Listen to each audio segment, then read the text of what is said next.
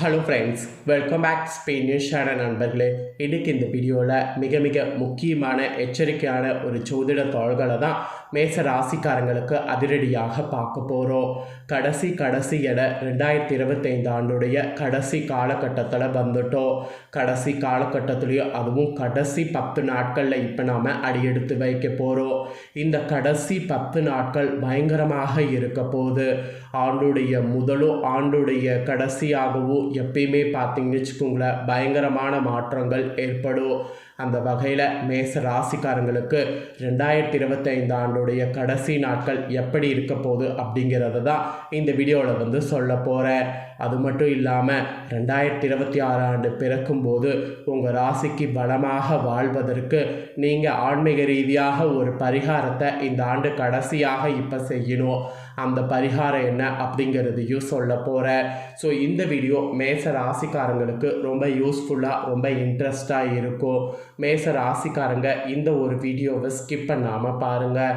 அப்போ தான் உங்கள் ராசிக்கு என்ன பலன் அப்படிங்கிறத நீங்கள் தெரிஞ்சு அதற்கேற்ப நடந்து பலன் பெற முடியும். ஆக்சுவலி இந்த மாதிரி பலன்கள் கிடைக்கிறதுக்கு காரணங்களே கிரகங்களுடைய அமைப்பு தான். அந்த வகையில் மேச ராசிக்காரங்களுக்கு கிரகநிலைகள் இந்த மாதிரி தான் கடைசி 10 நாட்களுக்கு அமைஞ்சிருக்கு. 2025 ஆண்டுடைய கடைசி நாட்கள் உங்களுக்கான கிரகநிலையை பார்க்கலாமா வாங்க. சுகஸ்தானத்தில் குரு வகரத்தோடு இருக்கிறாரு.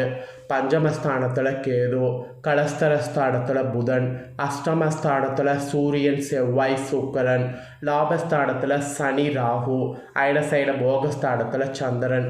இந்த மாதிரி கிரகநிலைகள் உங்களுக்கு அமைந்திருக்கு. இதனோட அடிப்படையில் தான் பலன்கள் என்னங்கிறது குறிப்பிடப்பட்டிருக்கு.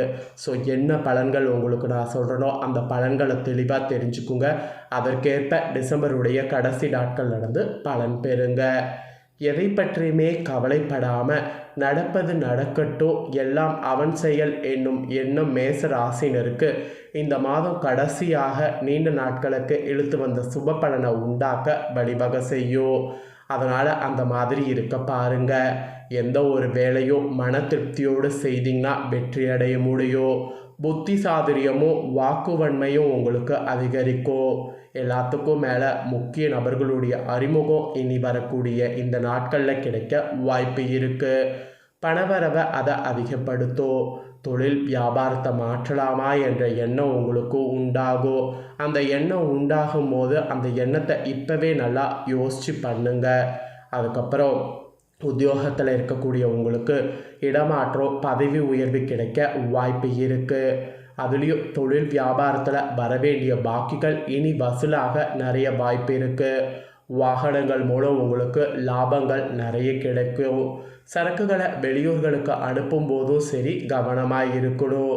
குடும்ப உறுப்பினர்களுக்கு தேவையான துணி போன்றவைகளை வாங்கிறதுக்கு வாய்ப்பு இருக்குது. கணவன் மனைவிக்கிடையே நிறைய கருத்து வேறுபாடுகள்லாம் இனி வரக்கூடிய நாட்கள் குறைந்து கருத்து வேற்றுமை குறைந்து ஒற்றுமையானது அதிகரிக்கும். உங்களை பற்றி யாராவது வீண் அவதூறு பேசினால் அதை மட்டும் கண்டு கொள்ளாமல் நீங்கள் உண்டு உங்கள் வேலை உண்டுன்னு ஒதுங்கி விடுவது நல்லது. அப்புறம் விருந்து கேளிக்கை நிகழ்ச்சிகளில் கலந்து கொண்டு ருசியான உணவு உண்பதற்கும் வாய்ப்பு இருக்குது. அப்புறம் பெண்களுக்கு கூட மேச ராசிக்காரங்களுக்கு எந்த ஒரு வேலையுமே மன திருப்தியோடு செய்திங்கன்னா வெற்றி அடைய முடியும். சாமர்த்தியமான பேச்சின் மூலம் காரிய வெற்றி உண்டாகும். பணவரவு அதனால் இந்த நாட்களில் உங்களுக்கு கூடும். கலைத்துறையில் இருக்கிறவங்களுக்கு கூட இனி நன்மைகள் நடக்கக்கூடிய காலகட்டம். எந்த காரியத்திலையும் அவசர காட்ட தோன்றும். நிதானமாக செய்தால் வெற்றி உங்களுக்கு நிச்சயம். வீண் வாக்குவாதத்தை இந்த 10 நாள் தவிர்ப்பது நல்லது. அப்புறம் அரசியல் துறையில் இருக்கிறவங்களுக்கு எதிர்கால தொடர்பாக அவசர முடிவுகள் எடுப்பதை தவிர்த்து தீர ஆலோசித்து எதிலும் ஈடுபடணும். அதுதான் வெற்றியை கொடுக்கும். மாணவர்களுக்கு கூட கல்வியில் தேர்ச்சி உண்டாகும். விளையாட்டு மற்றும் போட்டிகளில் சாதகமான பலன் கிடைக்கும். சக மாணவர்களுடைய ஒத்துழைப்பு இருக்கும். அந்த ஒத்துழைப்புக்கேற்ப நீங்கள் முன்னேறுவதற்கு இனி நாட்களில் முயற்சி பண்ணுங்கள். ஸோ உங்கள் ராசியை சேர்ந்தவர்களுக்கு இந்த மாதிரி தான் பலன்கள் கிடைக்கும் என்பது குறிப்பிடப்பட்டிருக்கு. ஸோ இதில் உங்கள் நட்சத்திரத்துக்கு ஏற்ப பார்க்கும்போது அஸ்வினியில் பிறந்த மேச ராசிக்கு இந்த மாதம் கடைசி நாட்கள் ஆரோக்கியம் நன்றாக இருக்கும். தொழில், வேலை, உத்தியோகம் ஆகியவற்றில் வெற்றி அடைய முடியும். சேமிப்பு அடைய முடியும். உங்கள் உழைப்பும் நம்பிக்கையும் உங்களுக்கு முழுமையான பலனையும் திருப்தியும் தரும். எதிர்ப்பு, இடையூறு ஒரு புறம் இருந்தாலும் உங்களுடைய தன்னம்பிக்கையால், தைரியத்தால் அவற்றை போராடி எதிர்த்து நின்று வெற்றி கொள்வதற்கு வாய்ப்பு கிடைக்கும்.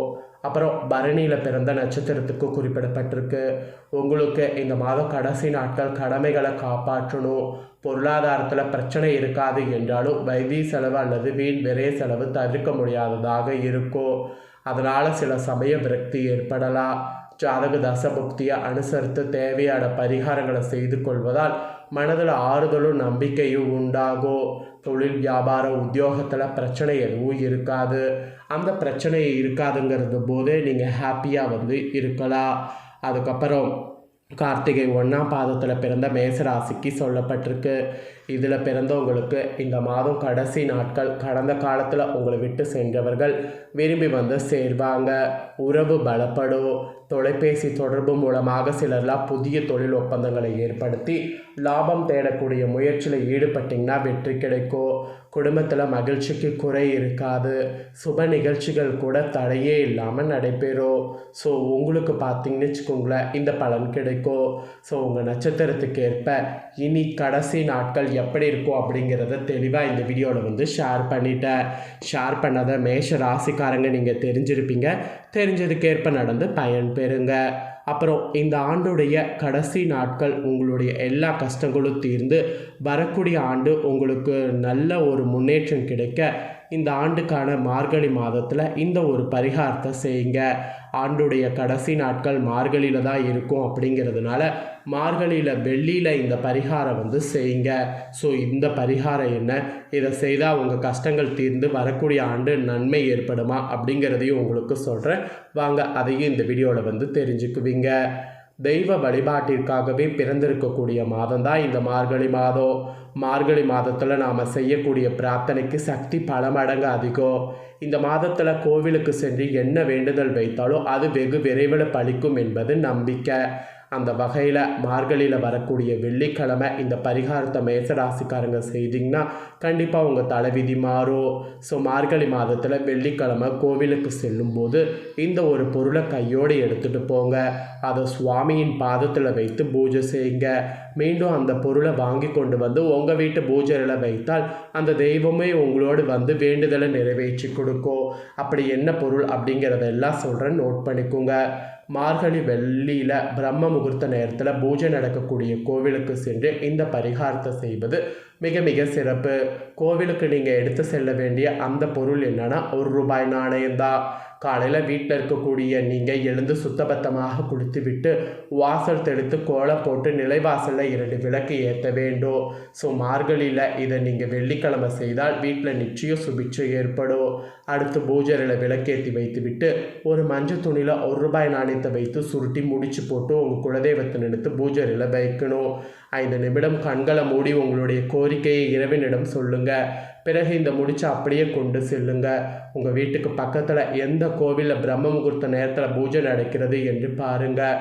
அந்த கோவிலுக்கு சென்று இந்த முடிச்ச குருக்களிடம் கொடுத்து இறைவன் பாதத்தில் வைத்து பூஜை செய்து தரும்படி சொல்லுங்கள். உங்கள் பெயர் நட்சத்திரம் சொல்லி அர்ச்சனை செய்து கொள்ளுங்கள். பிறகு வழிபாட்டை முடித்து விட்டு வீடு திரும்பும்போது இந்த முடிச்ச இறைவன் பாதத்திலிருந்து திரும்பவும் பெற்றுக்கொள்ளுங்கள். முடித்த கையில் பார்த்தீங்கன்னு வச்சுக்கோங்களேன் வைத்துக்கொண்டு கோயிலை 3 முறை வலம் நேராக வீட்டுக்கு இதை உங்கள் வீட்டு பீரோவிலோ அல்லது பூஜையிலோ பத்திரப்படுத்தி வைங்க. நிச்சயம் நீங்கள் வேண்டி வழிபாடு செய்த அந்த தெய்வம் உங்கள் கூடவே வரும்.